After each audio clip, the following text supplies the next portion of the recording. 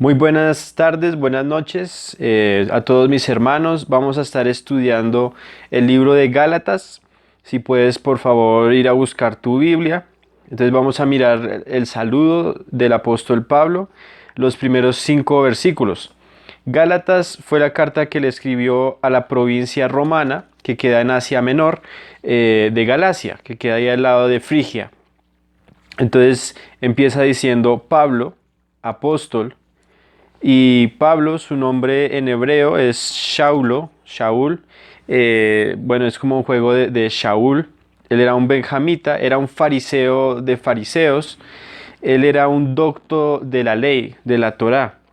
Pero Jesús mismo se le apareció y ahí fue cuando él quedó ciego y bueno, tuvo que ir después a donde alguien que pues le ayudara, que le tocó los ojos y ahí pudo ver y se convirtió al cristianismo. Así que él tuvo que defender su autoridad y tenía que dejarnos saber pues quién era él y por qué estaba hablando esto, porque antes él era uno de la religión judía o judaica. Dice apóstol. ¿Qué significa apóstol? Pues yo tuve que buscar en la concordancia Strong el número 652. Tú puedes buscar concordancia Strong y dice que es un delegado, específicamente un embajador del Evangelio, oficialmente comisionado por Cristo. La pregunta es si deberían haber apóstoles modernos. Entonces tendríamos que mirar otros versículos. Miramos Efesios 2, versículo 20. Dice, edificados sobre el fundamento de los apóstoles y profetas, siendo la principal piedra de ángulo Jesucristo mismo. Y luego dice que hay todo un edificio que es el templo santo, ¿sí? Que somos la iglesia. Eh, la piedra del ángulo, la piedra fundamental, es Jesucristo mismo, y Él estableció, Él mismo decía, sígueme, y Él estableció a los que quiso establecer, a sus apóstoles, eh, y ellos quedaron bastante abajo del edificio. Es como para que yo sea un apóstol en estos tiempos modernos, tendría que meterme por debajo de todo el mundo o sea, no se puede. Tendría que quitar todo el edificio y meterme yo ahí como una piedra. No se puede.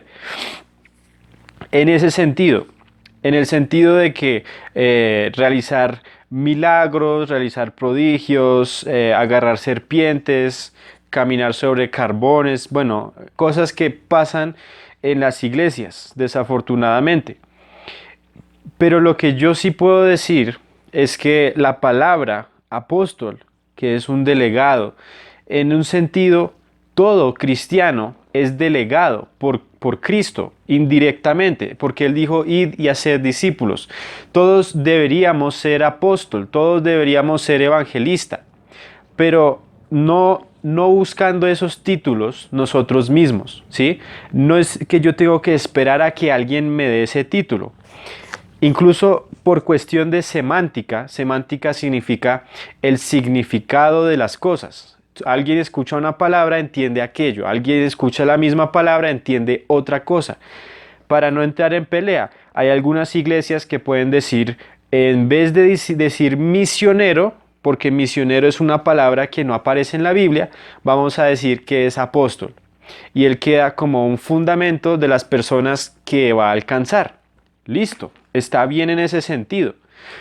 Podemos mirar también que usa también otro versículo, Efesios 4, 11, que dice que él mismo constituyó a unos apóstoles, a otros profetas, a otros evangelistas, a otros pastores y a otros maestros. ¿Sí? Todo esto para edificar el cuerpo de Cristo. Pero lo que yo sí puedo decir es que debemos esperar que cuando nosotros muramos, Él mismo, Jesús mismo, nos diga, bien hecho, buen siervo, e incluso nos diga, tú fuiste como un apóstol. allá en la tierra. Tú fuiste como un profeta, tú fuiste un maestro, un evangelista, bien hecho. Pero esperar que Él lo diga allá y no yo autoproclamarme y quedar en ridículo y buscar un título y, mejor dicho, me salen ojos por todo lado porque ahora soy un querubín. No. Vamos a seguir otra vez con Gálatas. Dice, apóstol, no de hombres, ni por hombre, sino por Jesucristo y por Dios el Padre, que lo resucitó de los muertos. Ahora, esa parte me pareció interesante, que Dios el Padre fue el que lo resucitó de los muertos. Pero miramos Romanos 8:11, y te animo a que lo busques, dice que el Espíritu fue el que resucitó a Jesús de los muertos. Entonces, ¿quién lo resucitó? ¿El Espíritu o fue Dios Padre? Bueno, aquí entramos en el concepto que otra vez por cuestión de semántica, algunos le dicen Trinidad, ¿sí? Trinidad. A otros no les gusta ese concepto, porque realmente dicen Dios es uno.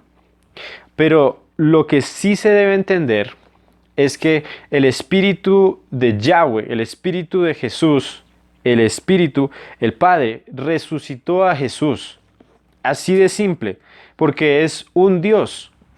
No estamos confundiendo, no estamos mezclándonos con las teorías babilónicas que dicen que no, que eso de Trinidad es una herejía que se metió en la iglesia porque era Brahma, Shiva y Vishnu, y entonces ahora quisieron decir que eso se metió en el cristianismo. No, no es así, porque es un Dios, Padre, Hijo y Espíritu Santo. Pare de contar.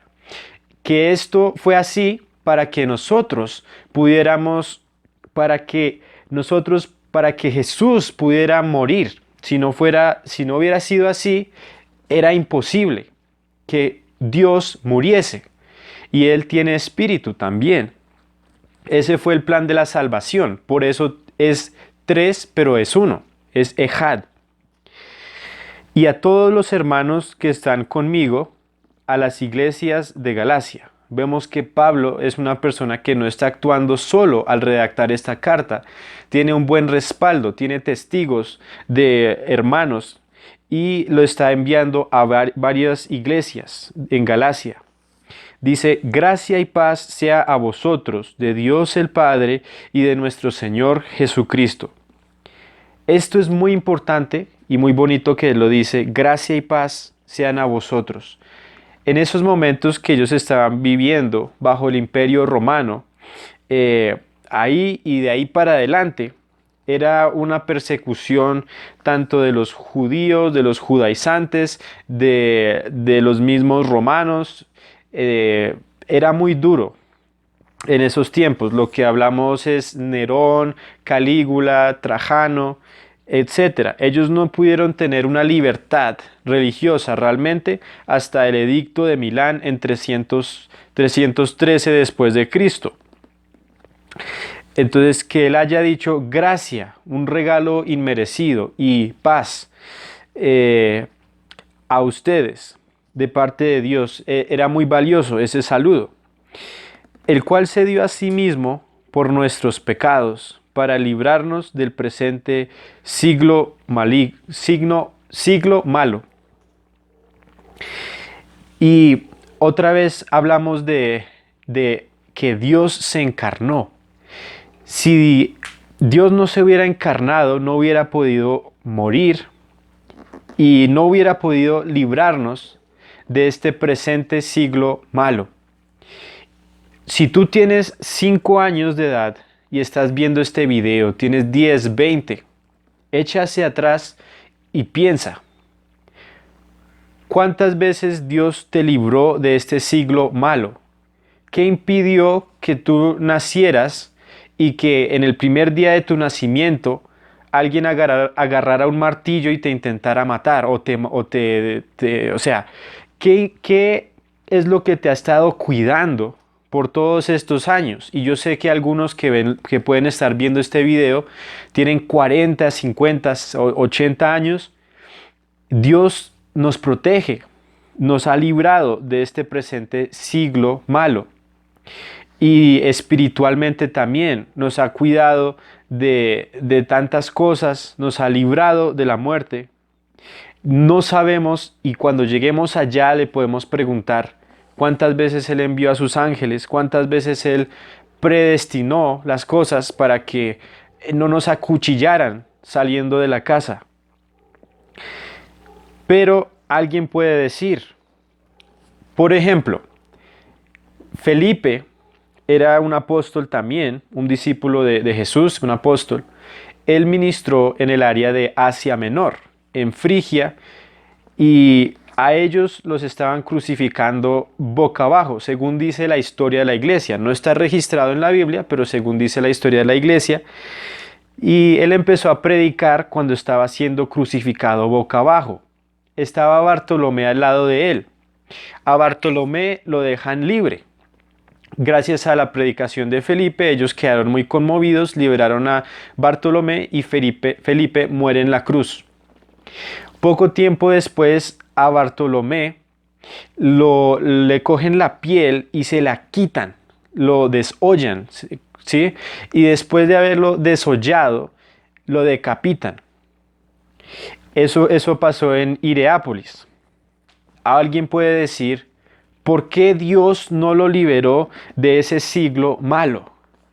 Y pues tenemos que quedarnos a pensar, ¿Dios lo liberó o no lo liberó? Porque cuando él estaba muriendo, tanto Felipe como Bartolomé estaban cumpliendo conforme a la voluntad de nuestro Dios y Padre. Ya su tiempo de ser liberado de la muerte de este mundo, ya había terminado. Ya el propósito de Dios Padre era que ellos glorificaran al Padre en su muerte.